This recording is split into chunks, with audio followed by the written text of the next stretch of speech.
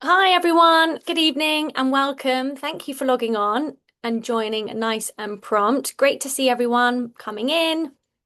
My name is Catherine, and welcome to this evening session with Pearson, looking at your next move, applications, and beyond.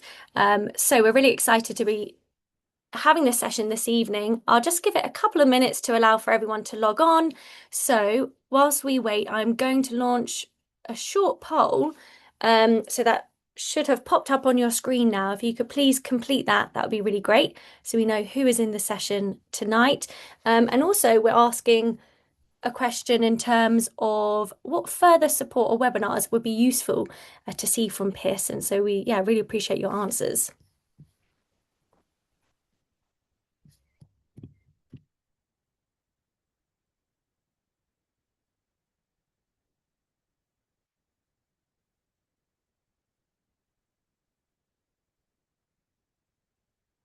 Great. So thanks everyone. Good evening and welcome to the session with Pearson tonight. Your next move, applications and beyond.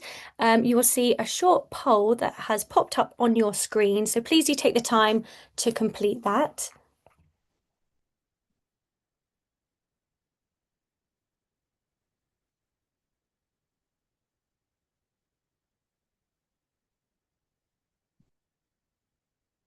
Okay, great. So let's have a look at who is there this evening. Hopefully everyone can hear me all okay. So we've got 60% students, 40% parents. So yeah, that's really great that we've got parents on the line this evening supporting your child. Which year group are you or your child in? 20% year 11 and 80% year 12. So that's great. You're thinking already about your next steps. So you're in the right place for that. And have you joined a Pearson webinar before? 20% yes, 80% it is your first time. So welcome everyone. Now looking at your next step and your chosen pathway after school or college, we asked what you are considering. So let's have a look. 20% have said apprenticeships, 40% university, and 40% are undecided. So hopefully by the end of the session tonight, you will have a better understanding of what those options could look like for you and how you can go about applying.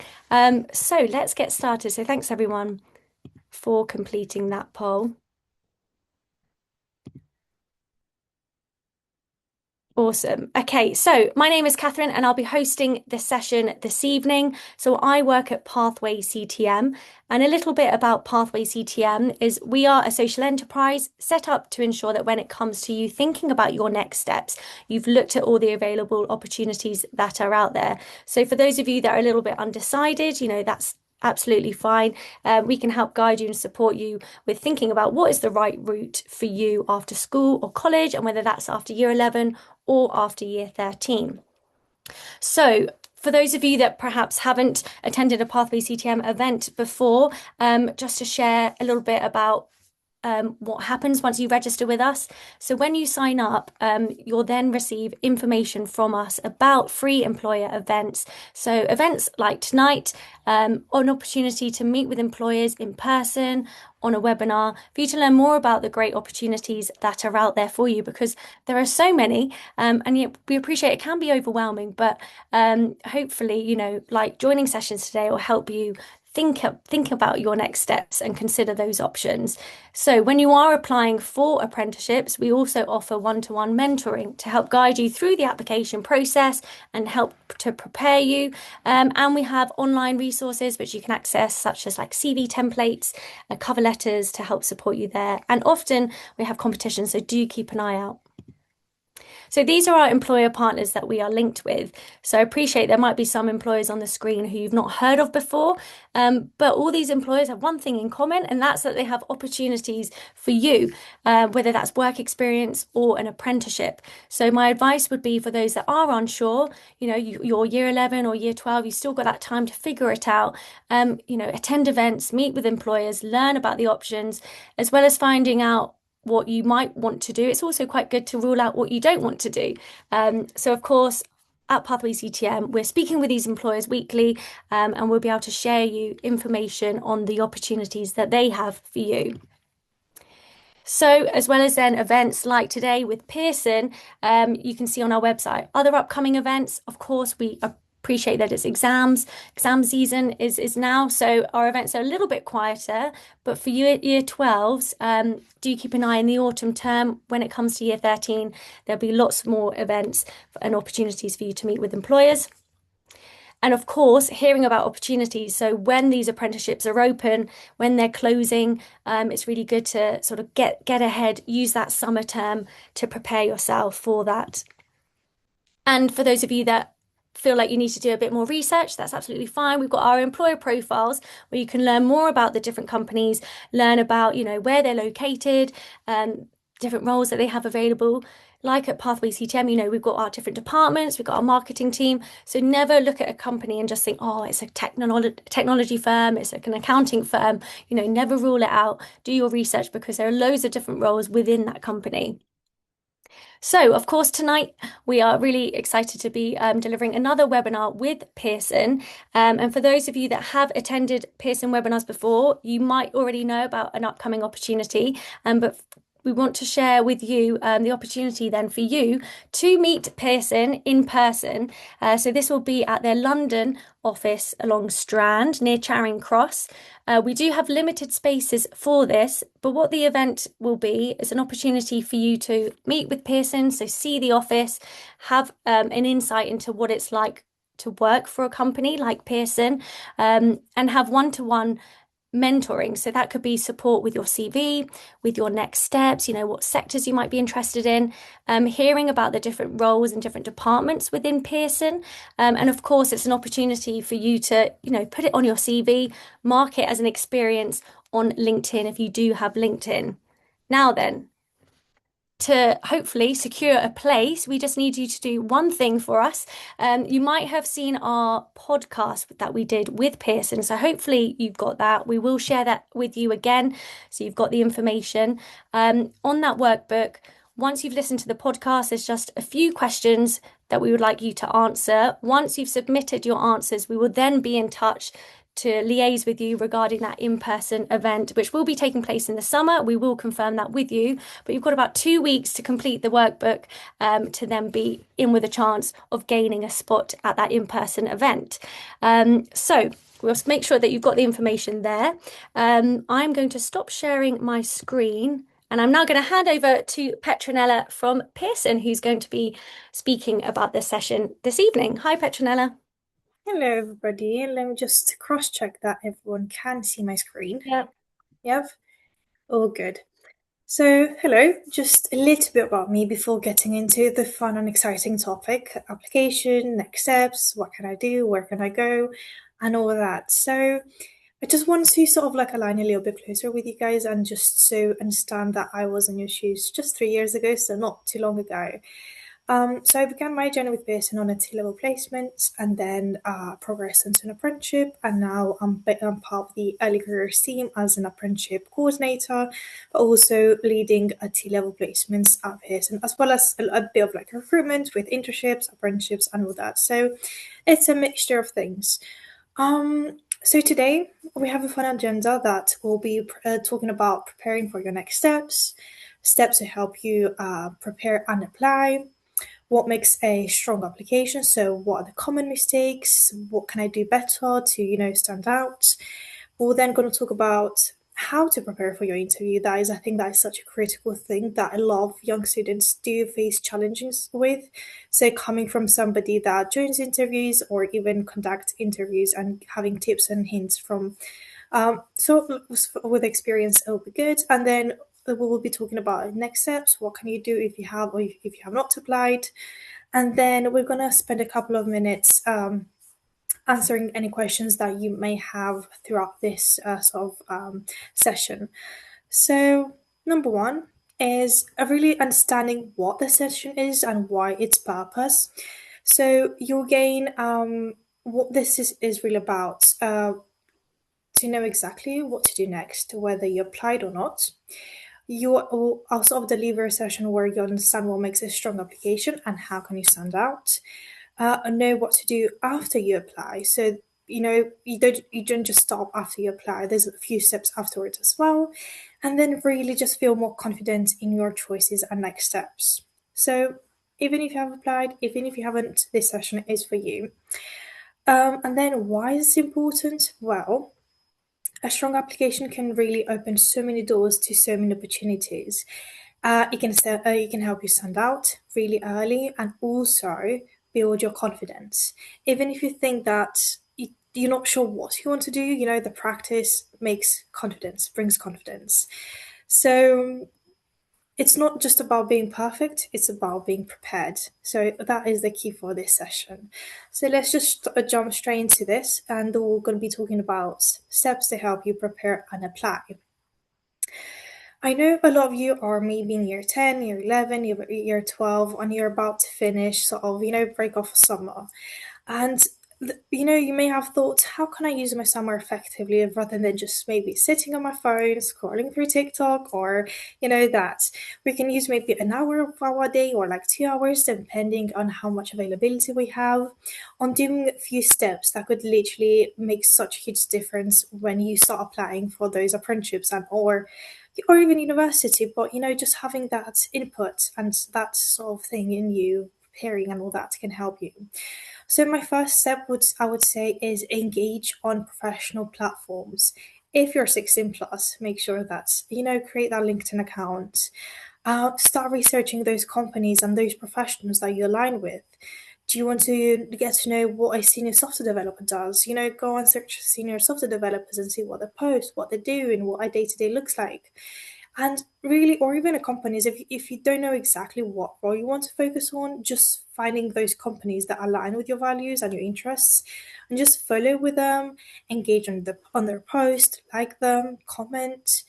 And again, like I mentioned, connect with employees. If you see that company is so interesting, they align so much with you, just connect with a few of like the employees and ask questions. It's an app. People are there to connect, to network, so do not be afraid. And I'm sure if you sort of just bring up a small background of yourself, hi, I'm a student, I'm interested in what you do, and I would just love to learn more. I am more than sure that most employers would be more than happy to answer your question and spend a bit of time, discussing and explaining. Also, just, company blogs, social media. I think a lot of companies are now going out there posting more about being more open and more transparent to what they do on a day to day. So following what they say, what they show, could just really show demonstrate curiosity, and just you'll develop your knowledge and you'll be ahead. Um, oh, can people hear me? Okay, I think that there's. Yeah, I think just someone was having one problem, Petronella, but yeah, we can hear all Oh, good. okay.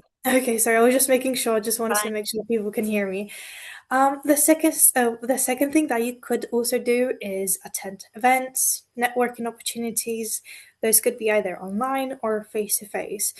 For example, career fairs are such a good way to learn about the employer face to face. So just be there, ask questions, and even if you're like that shy type of person, I've been to so many careers fairs and I love talking to students. So you do not have to be shy.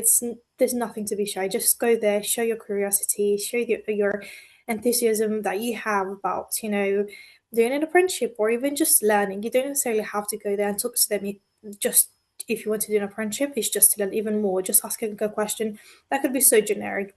I know that I myself also am more really happy just to answer to any question that shows curiosity. And then you can also go to their, I'll be like, hi, I really love what you're doing. Can I connect with you on LinkedIn? And connect with them with employers on LinkedIn, follow up, send a message. Hey, I'm making you on with this careers fair. I would love to connect, and if you have any opportunities, just let me know. So, using the tools that you have that are accessible, using them to the most efficiently is the best thing that you can do, and it's just a couple of minutes really. And yeah, make contacts, network, and all that. Careers fairs are just such a great resource. And also webinars like this one. This is a webinar. You can see my name. You can then go connect with me on LinkedIn, and you already have somebody, an employer that knows a bit and is happy to help. I've also put this link right there. It's Pathway Group. They do tend to have a lot of webinars. They do tend to host career fairs. So make sure to go on their website, see what they're doing, see what you can find out, and research a little bit, and maybe attend career fairs, see what's next to you, what's within your area, and all that. Number three, which I think is sort of lines up with one and two, is be proactive. Again, reach out to employers for short chats to learn about their roles, the company, prepare questions, express appreciation, and all that. Another thing that you can do if you're looking to sort of applying maybe even next year is again start customizing your CV. Spend as much time as possible into your CV just because that is what is going to open your doors in the future. Customize your CVs, your cover letters for each role, highlight how your skills align with the company's mission. So, um, if you have specific companies, just create a CV for each company, for example, that shows that you align with their values and you're aligned with their company and their mission. And then I think the most important things is demonstrating passion. An employer, when they're looking to employ somebody, they don't look just at skills. Of course, skills is really important, but having passion inside you, wanting that is really what stands out. So, and you can bring that passion through understanding the values, or researching into recent projects and seeing what challenges they faced, and just getting to know that company inside out will help you stand out, and you're gonna sort of start creating that passion in you. And then again, I'm not sure if anybody is at university at the moment, but a lot of companies offer internship programs every summer. That can be from uh year you got internship. It can be like 10 weeks to 12 weeks over summer, and you join to do like a special project, and you work and you gain that lovely experience and foundation. Even if you're still a student, I can see, I think, in the chat, even if you're a student, you can do volunteering, maybe in, I don't know, be like with charities. It can be employers, just maybe email them, or that be like, oh, do you offer the opportunity of work experience and all that, and then something that can be done, just in case. I'm not sure if everybody offers them, but you never know. Just ask the question, you might get lucky. um, so this is what I would say to do during the summer: research companies, understand what you want to do, connect, try to see if there's any career fairs that you can attend and learn more about employers that you may not have even heard of or you didn't know. So these would be my tips for you and what you can be doing. Um, Moving forward, again, I think I did touch a little bit about this, but this is a little bit more of a big breakdown of why researching to companies and why it's important. So, when it comes to interviews, I think somebody did want to say something about prepare for interviews if possible. So, that is a key thing that you can do to prepare for an interview is researching the company, understanding what company you're applying to, because really employers can tell if you have research, if you do understand what they do. Um, and even by doing so, researching the company clearly shows that you care about the role and you are ready for this role. You're ready to take on this role. So, researching and understanding your role and the company really just shows off as well. What can you research? So, I've been talking about research. What can you actually research into? Well, you can start with the company basis, what they do, the products, the services, the industry, maybe even the competitors or anything about the company would help you out. So the second most important thing is the company culture, like the values. Uh, do they have any diversity initiatives? Employee stories. Can I find them? Can I find something that could align with me? Any stories out there that have been brought and all that, and then research about opportunities. Do they offer apprenticeships? Do they offer graduate schemes? Do they offer work experience? Do they offer internships? See what you're looking for, what you can align for. And then when it comes to where can I actually find this information, well, the first would be the company's website, especially careers page, and the About Us page. The second thing is I know a lot of companies are really, really active on social media, especially LinkedIn, but others can be on Instagram, on TikTok. There's content creators that is like the day-to-day job, creating content. Again, going back to my point, being a little bit more transparent. And then even YouTube, I think it will be really nice just if there's a few companies, creating content for YouTube, like the inner life videos or, apprentice experience, or even how we have a podcast talking about us in general and my experience. It's just learning from others and, just watching those videos that will be useful and will help you in the future. And again, if you can find maybe see if they have any events, any webinars that you can join and, continue following on. So that's what you can do. Secondly, researching this is just a little bit more in detail. And then jumping on what a typical application process looks like. For those who are wondering, if I apply, what happens next? I don't know. It is my first time applying, and it can cause a bit of a confusion. This is what a typical interview process would look like, but I just want to highlight not everyone is going to look the same. There's some organizations that literally just do one interview and it's done. There's a few companies that do maybe two interviews and an online assessment. There's different bits of bobs, but in general, this is the application process that you would see. A is just complete the application form, of sending in like your CV and your cover letter. The second one could be an online assessment. That means maybe testing your skills, your knowledge on the specific role that you have applied for. The third one would be an interview, a video interview, is where you sort of self record, to some answers that you get. I know sometimes this can feel a little bit scary, but it's thinking, it's just a little bit more efficient for them, and also helps them get to know you a better before the actual interview. So really, it's a two-ways thing. So do not be afraid of the video interviews. They're really easy. They're really quick to be done, and you can practice over and over again before submitting the actual videos. So do not be scared of those. I know sometimes it can be a little bit scary, but trust me, it's nothing to be scared of. After you have completed your video interview, you're most likely going to have an assessment center. It's basically, different organizations do it differently, but the most standard is that you'll probably go, spend a whole day doing specific tasks. That can be team working activities, that can be a presentation, that can be like a mini assessment or a mini test. It's just to test and see who's the best fit. And again, most and the last step would be a final interview, maybe get to know you a little bit better, more generic questions, and then if successful, you'll have the offer. So that is like another tip of how to prepare, and this is what you'll be looking for if you are to apply for apprenticeships. And then touching base the application window. I know some are afraid, oh, have I missed my deadline? Is there a deadline? And there's that confusion to when can I apply? When's the best time?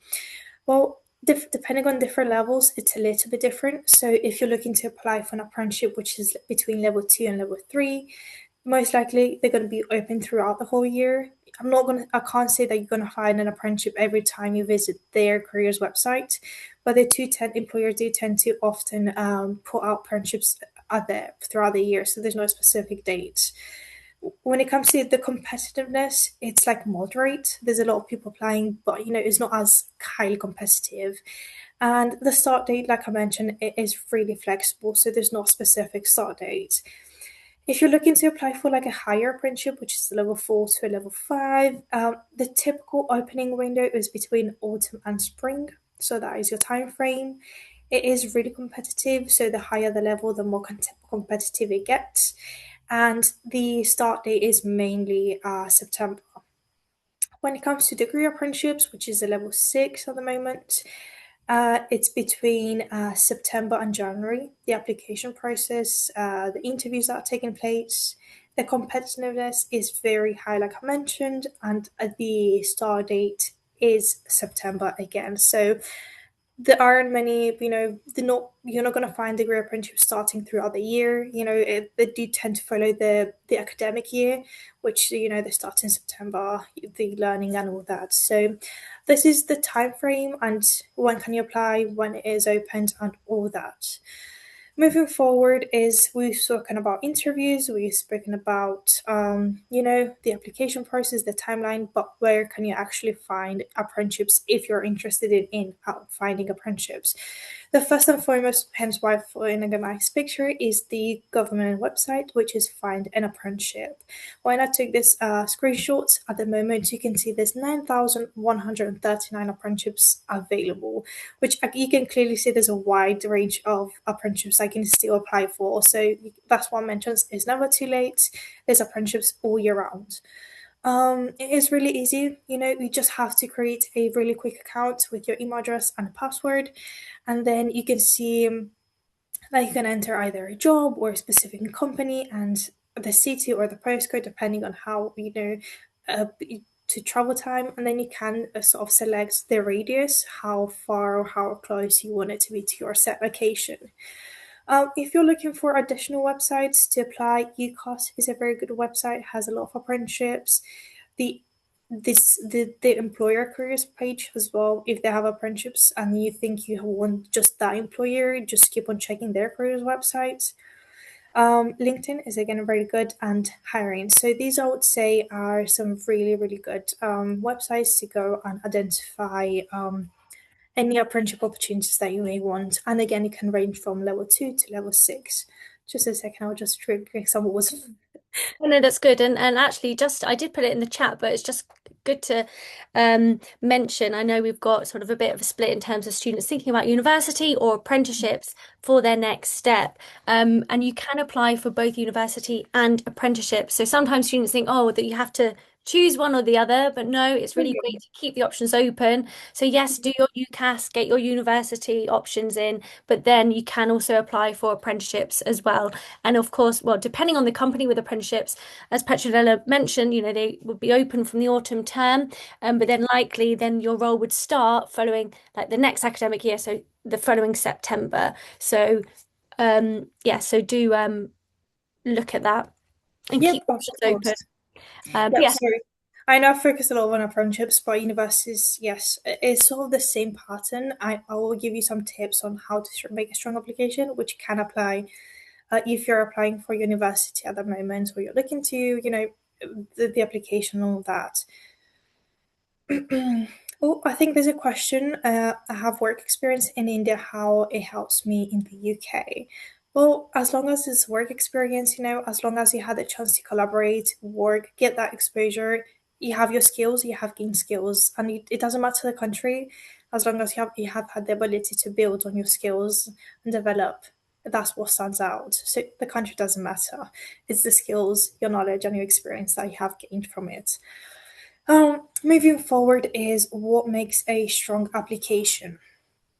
I've just broken down, I've sort of taken out a few bits and bobs that I would think, something important to keep in mind when maybe creating that CV or even the university application.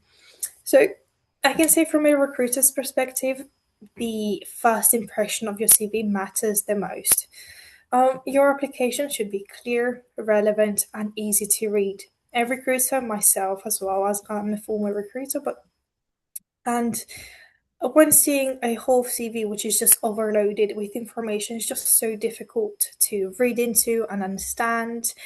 And sometimes it's like I'll maybe come back to it or it doesn't really fit. Your CV does describe a lot of you as a person you are. If it's relevant, is it easy to read? That means you're a person that likes everything to be organized and all that. So make sure your CV is clear, relevant, and easy to read.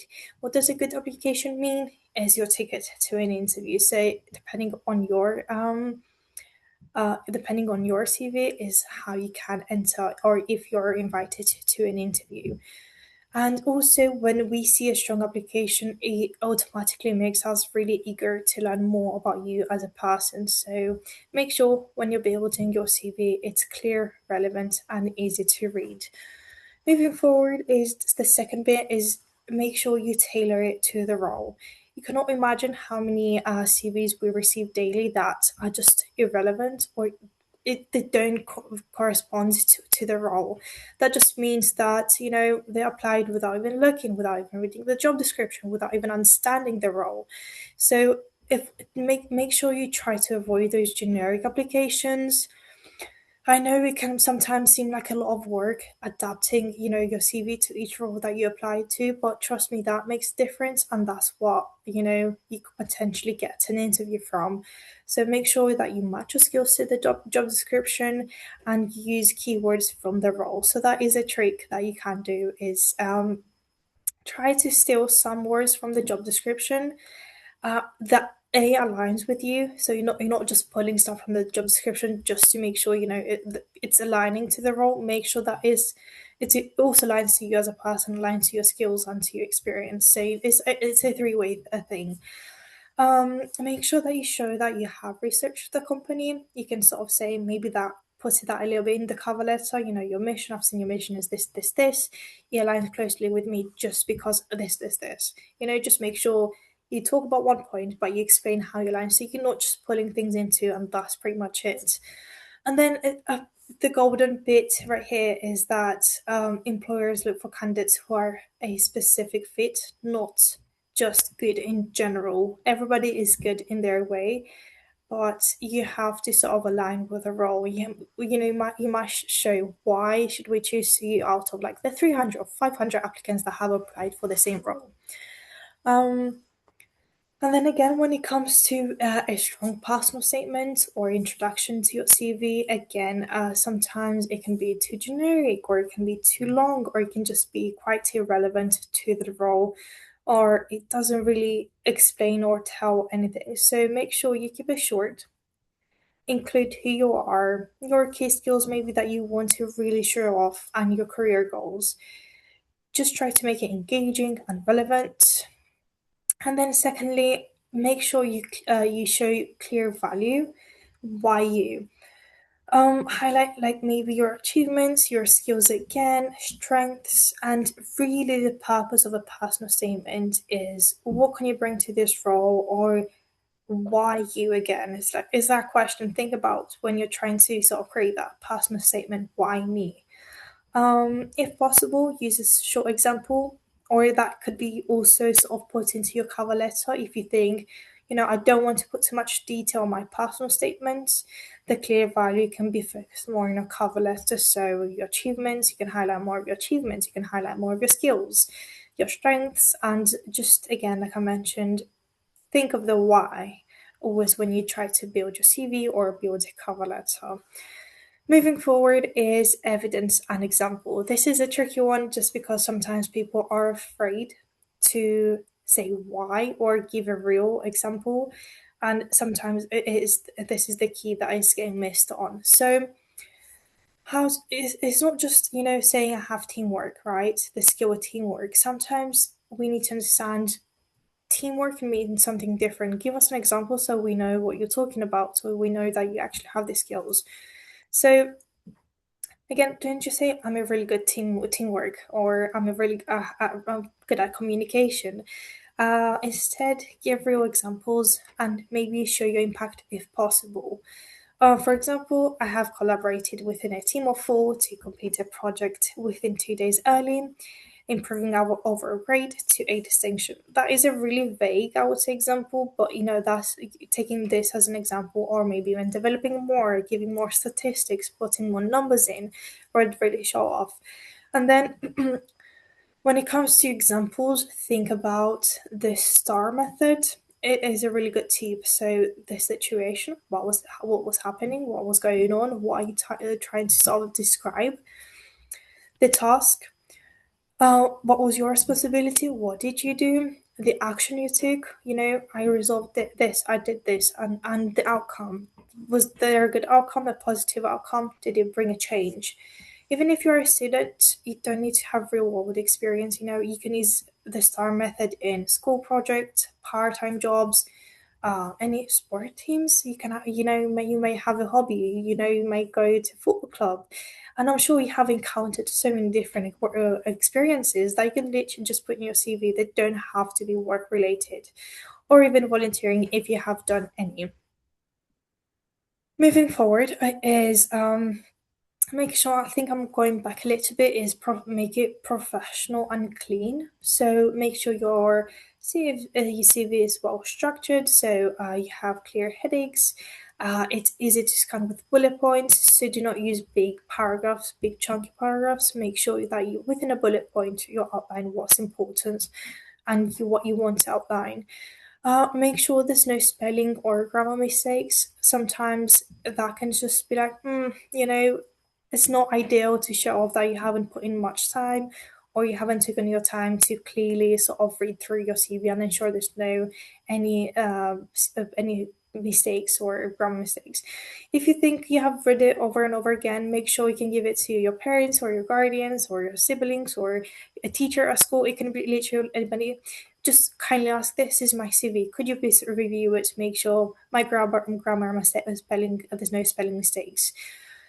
Make sure you have a consistent formatting throughout. Sometimes with technology, the fonts, the sizes can change and it can make it look really messy. So before submitting your CV, just make sure it's clean, is the format is consistent throughout and it is the same. You may ask the question, why? Why does this matter? Well, easy to read applications stand out more. And really, it helps employers quickly understand your strengths and what you can bring throughout rather than having maybe to dig in from like the paragraphs. We can clearly see and can clearly make a quick decision of whether, we can move forward to an interview or we cannot move forward.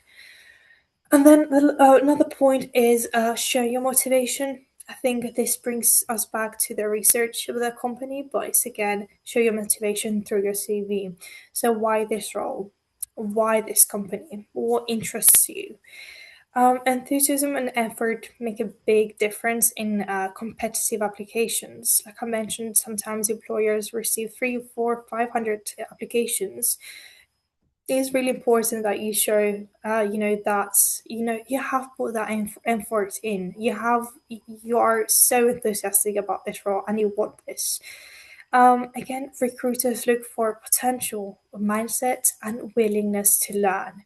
So just make a note of these 3 bullet points, just because this is what employers look for when they want to recruit somebody. So when building that CV or even building that university application to stand out even more, show your potential, show that what you can bring, your mindset. This is how I think. I'm like innovative, maybe strategic, and all those really cool things, and your willingness to learn, to adapt, and to just grow in general. So show your motivation, and do not forget this is also important matter as well.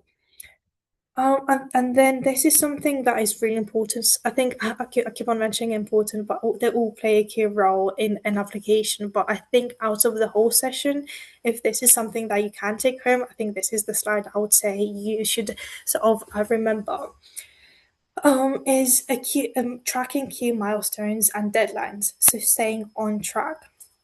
What happens is that sometimes you just apply to 10, 20, 30 different apprenticeships and you might get responses, you might not. You just sometimes can get really confused and you have no clue what's going on. You don't remember, did you send a CV, did you send a cover letter, did I get an interview, did I get rejected, did I, and you just build those so many questions in your head and you get stressed and all that. So my advice for you, for everybody watching, is make sure that you create a tracker or you have like a notes app tracker or anything and track every step that you do and all the applications that you do. So track the company name, the role title, the date that you applied, the application status, the salary, the closing date for the application, interview dates, assessment center days, outcome of the date, and notes and follow-ups. So sometimes you may have the chance to get the recruiter's email. You can easily send them a nice email. Hi, I have applied for this role. And sometimes recruiters are really busy and they tend to miss the email. You can send a follow up. And within your tracker, which is just really easy to create a tracker, it's like I have applied for this role, this is the day I applied, and all those bullet points that I've mentioned above. So that makes a big difference. And on this side, I'll have sort of try to highlight the benefits is you have better organization. A tracker keeps all the application in one place, help you avoid confusion about which company have I applied to, what role did I apply to, application deadlines, do I have time to apply, make changes to my application, all that, and the interview date. So it just really helps be organized. And then it also it helps you stay proactive instead of waiting and possibly forgetting what you can do, like follow up or prepare for upcoming interviews or keep track of application stages, or even you can set reminders for like assessments or tasks that you have to complete. Sometimes you may get an email, and in the email says, "Oh, you have, I don't know, 1 week to complete this online assessment." You may see the email. You may say that, "Oh, I'm going to come back to it." You potentially forget, and the 1 week runs out, and you basically miss a whole opportunity. So, seeing that email, putting that into your tracker, oh, the deadline for this assessment is by then, you'll make sure to review that tracker and complete it in time before running out. It helps with interview preparation. It helps to keep track of like the company values, the key responsibilities, question that you might be asked during interviews. So having everything in one place, seeing the company, you don't have to rush to back. Oh, let me research the company again. Let me see what the values are again. You can have them all in that tracker. It saves time. I think that sort of links to my last point.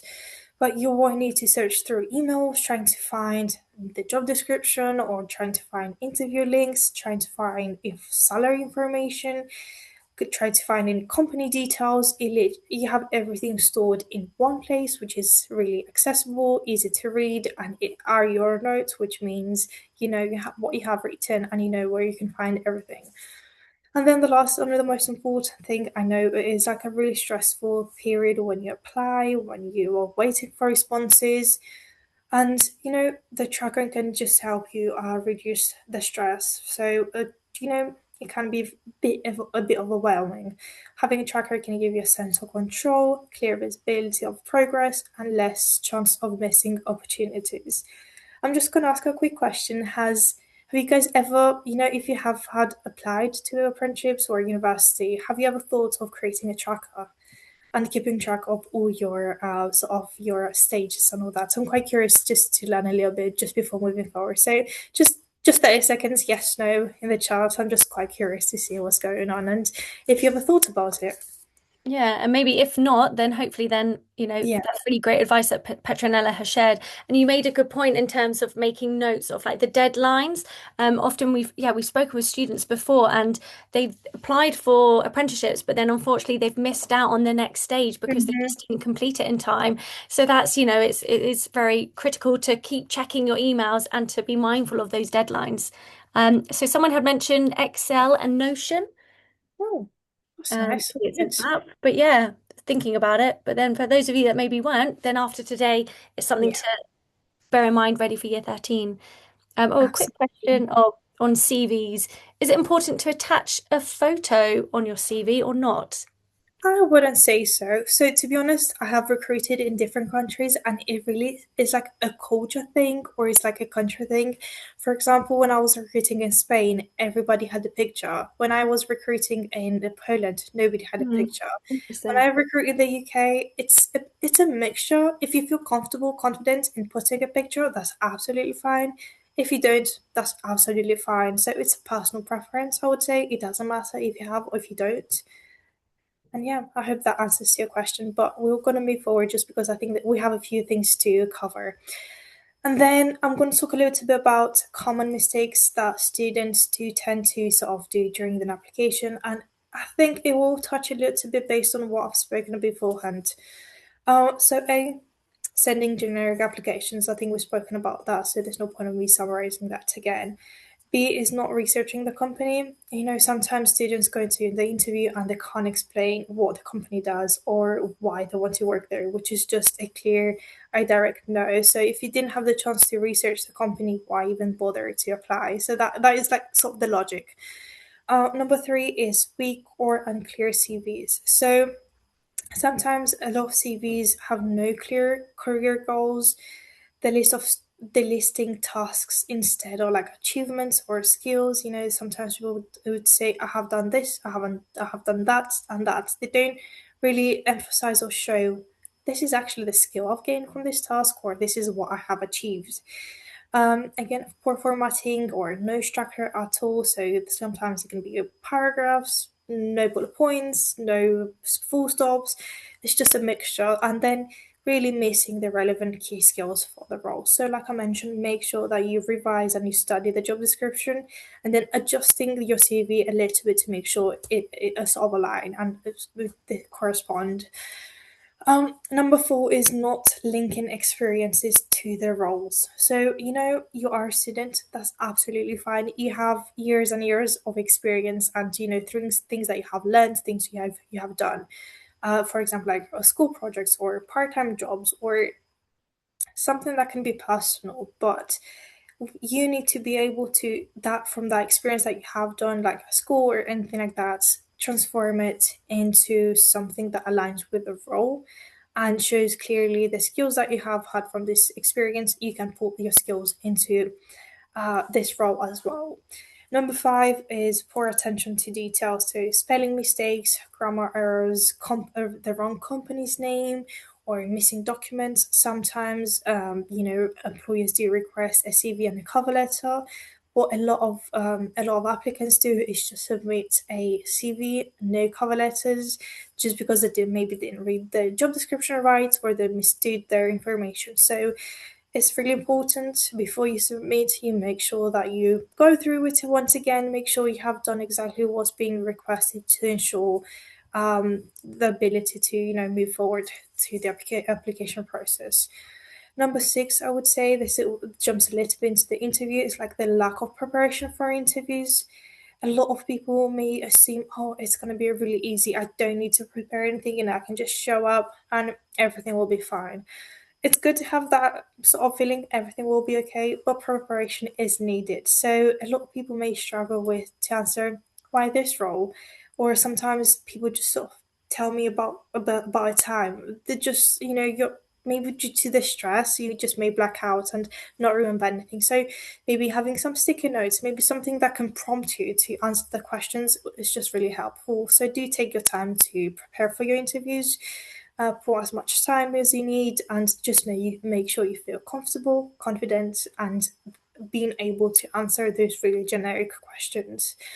Um, Again, like I mentioned, employers are assessing potential, not perfection. You don't have to be perfect, but it's really important to show that you actually have put the in effort, to learn, to prepare, and all that. You don't have to be perfect. Mistakes are allowed, but showing that I have tried my best and I have put in everything I can is really what's going to stand out. Um, Number seven is not showing genuine interest or motivation, so vague answers, no enthusiasm for the role, the industry, only maybe focusing on salary or just getting the job just because I want a job. Like some people may just, I don't care about what I'm going to do, I just want a job. This is not the attitude to have, so make sure that, you know, you show genuine interest and you really want that role just because due to the nature of it, the work that you'll be doing, the responsibilities that you have and all that. Another common mistake is rushing through applications. Again, that comes to the tracker, and that sort of everything up in the air is applying to lots of roles really quickly, not taking the time to focus on the roles and putting in those details that will make a difference. And sometimes maybe even submitting incomplete or rushed applications. Maybe your CV is not fully finished, missing details or missing information, and all that just because you're rushing to go through as many applications as possible.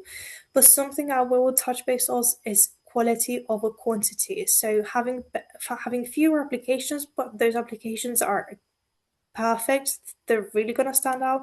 is what's important. If you apply for 100 roles that and then none of your applications are clean or structured or anything like that, there's no point. You have wasted your time trying to apply to so many apprenticeships and all that. So make sure you do take your time to focus and ask for help if needed.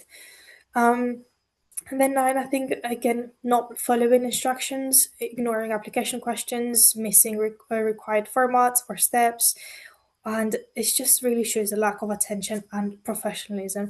I'm just gonna try to rush a little bit just because I am aware of time, so I'll just go as quickly as possible.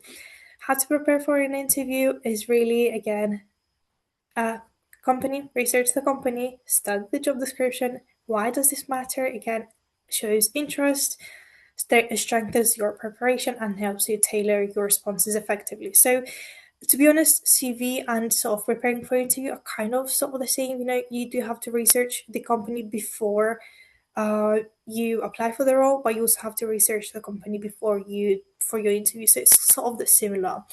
And then make sure when you go prepared into an interview, be able to highlight transferable skills. Even if you like direction experience, you don't need to have experience. Experience is being in high school, being in year 11, being in year 10, or the years that you have collected that experience. You just need to be able to transfer them into transferable skills. That can be communication, teamwork, adaptability, and then you may have done academic projects or volunteering projects. Those all demonstrate problem solving and initiative, or even personal initiatives. Like maybe you have taken some online courses in your personal time, you have completed some certificates, or even side projects that you may be passionate about, and all that. So make sure that you collect all your experiences and you're able to bring them forward on an interview when they ask you, what skills you have and all that. So yeah, just make sure that all your transferable skills are aligned and are relevant to the role. Uh, Try not to sort of, oh, I have done this when I was younger, but it has no relevance with the role. Make sure if you have done this wrong when you're younger, how does this, connect with the role? So that is something to remember. And then again, star questions. Sometimes you are going to use some star questions in your CV, but you're also going to have to use star questions in your answers. It is the best way to show impact, so show your thinking and to show your the result.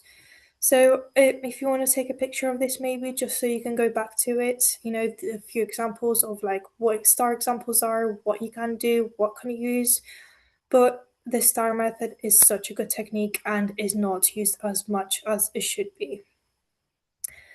And then again, something so important is practicing common questions. So maybe grab your parents, your guardians, grab your teacher during lunchtime or break time, and be like, "Oh, I have an interview tomorrow, and I would just generally love your help in just you ask me the question and I just have my prepared answers and just read them out loud and maybe ask some for some feedback. That question like, tell me a little bit about yourself. Why do you want this role, and what are your strengths? These are just really generic questions that interviewers will ask just to learn a little bit about you, and it is to your benefits that you already know that you're most likely going to be asked that question, so you can spend time preparing and developing the answer. So keep your answers concise and be confident when answering those questions. Again, the recruiter will give you the opportunity to ask any questions that you may have. So it's really important to ensure that you have prepared some questions that you want to ask the recruiter. Try to avoid those really, really generic questions. What does my role look like in 5 years? Or those really, really generic. Make sure that you have researched, you show interest into the role, and you ask questions that are relevant to the role and to the company as well. And then mock interviews, I think, kind of lines up to asking for help in practicing those common questions. But again, I cannot highlight how important it is to have those mock interviews. You have the chance to get feedback before your final interview. You have the chance to do as many mock interviews as you want to. That could be with your friend, or that could be with a teacher, that could be with your parents or guardians. It's just that you'll have the chance to improve on having that clear communication, having that confident body language, and avoid those filters like I don't know, those things that sometimes we don't understand that we use. And having a teacher or a parent or a friend telling you that, or highlighting, you will have that at the back of your mind, and you'll be able to focus on that. So that's, just make sure you do take your time to focus on doing a few mock interviews before the um your final interview, for example. And the benefit is that you build confidence, you improve your communication skills, you reduce how nervous you feel, which is something sometimes is a big factor in the outcome of your interview. Strengthens your answers. The more time you repeat an answer, be like, oh, I'm actually missing something there, I can add something there, and it's just so, it makes it so much better. Your body language, your tone, learn how to ask good questions, and then tailor your responses, which is just so great. So, mock interviews are a great benefit. It is a benefit to you. I know sometimes it can be time consuming, and sometimes you may not see the benefit, but after you practice it, you'll be able to see the benefits on the outcomes. Your outcomes of your interviews will be just much, much better. And then next steps. So if you're a person here that if you haven't applied, do not stress. It is absolutely fine. Take your time to explore opportunities, and then really choose what generally interests you. Don't try to apply for hundreds of apprenticeships that don't align with you, that don't align with your passion. That is not, there's no point in doing that. So make sure that you apply for something that really matters to you, and you're genuinely excited, and you'd be excited to wake up every single day and you work on that area. And start preparing those examples. Even if you're not going to apply maybe this year or even next year, having those examples somewhere that you could potentially use in the future is just great. So you don't have to go back and search into your memory, oh, what examples can I bring in. And if you have applied, make sure you have that tracker in place. You keep track, you prepare for your next steps. That could be your interview, that could be your line assessments, and keep on tracking every step you take. And then a final message from me is that you've got this. You're not alone. It is absolutely fine if you don't know what you want to do. That's why we have social media. That's why we have AI to help us determine and explore our options.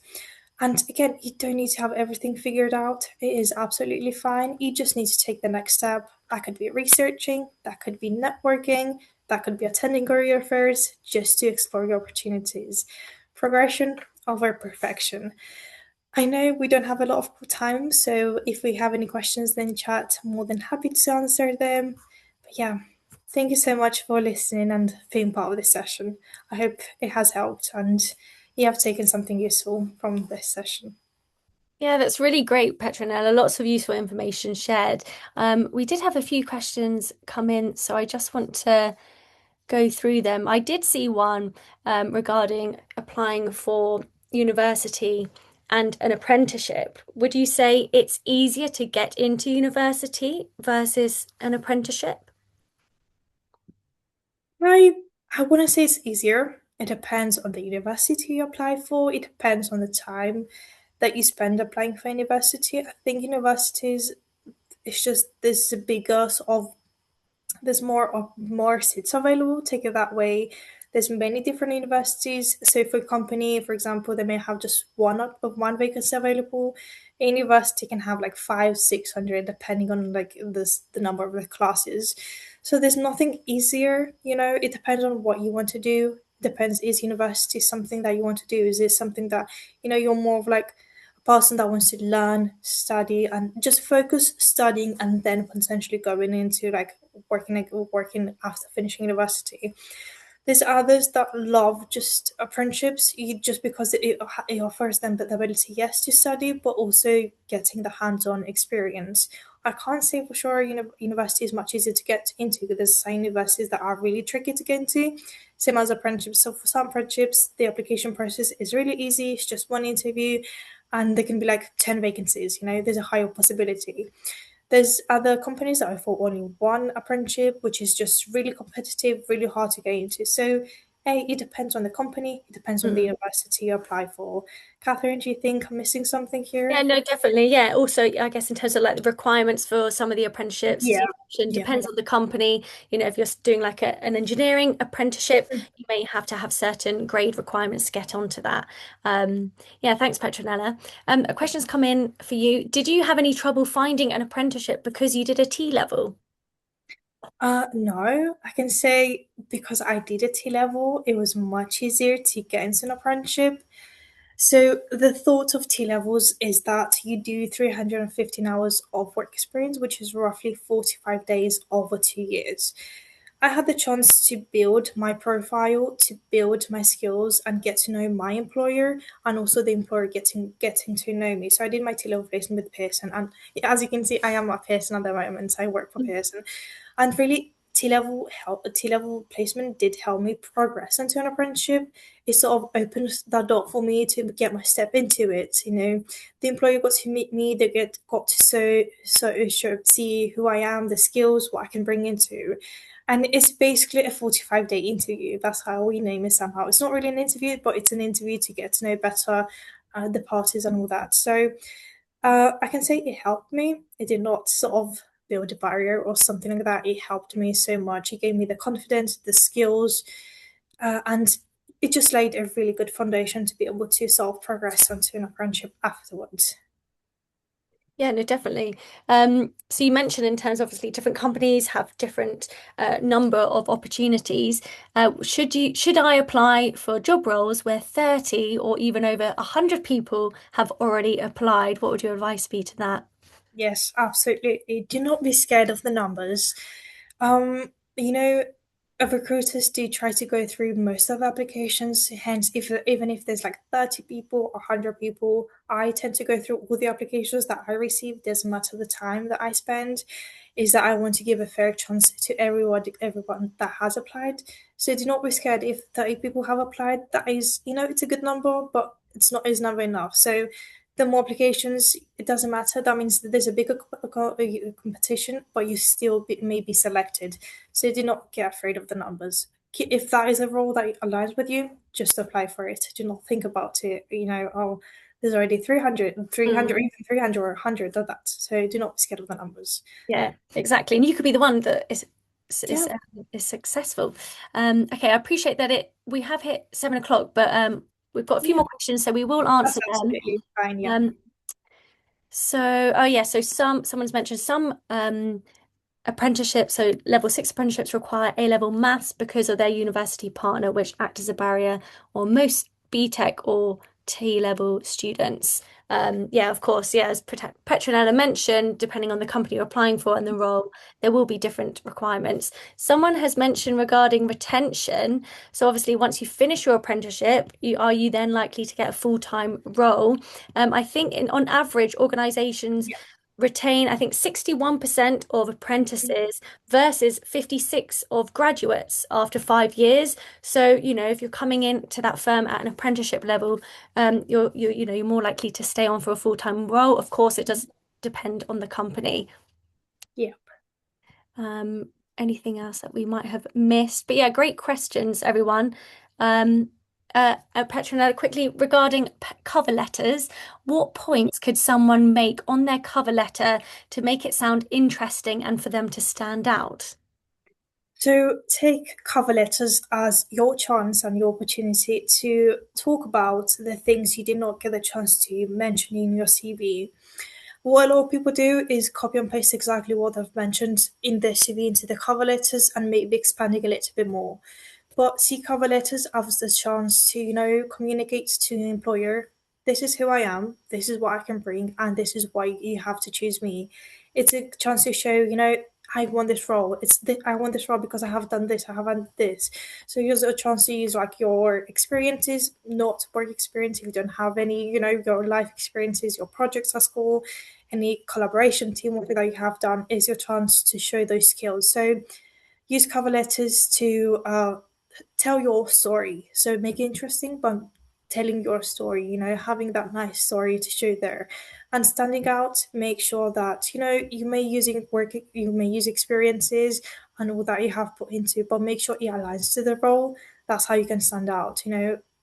This is my experience, and I can see why this will help you in this role, or this is why it makes me a good candidate because of this, this, this. And I hope that makes sense. Yeah, no, definitely. Yeah, thank you. That definitely helps. Gemma has put the link in the chat box, but I'm just sharing on the screen the feedback. So please do complete that. I think we've covered all the questions. So yeah, well done everyone for staying on till the end. It's really great to see. And of course for asking really good, useful questions. We will then follow up with you to make sure that you've got the workbook as a reminder then.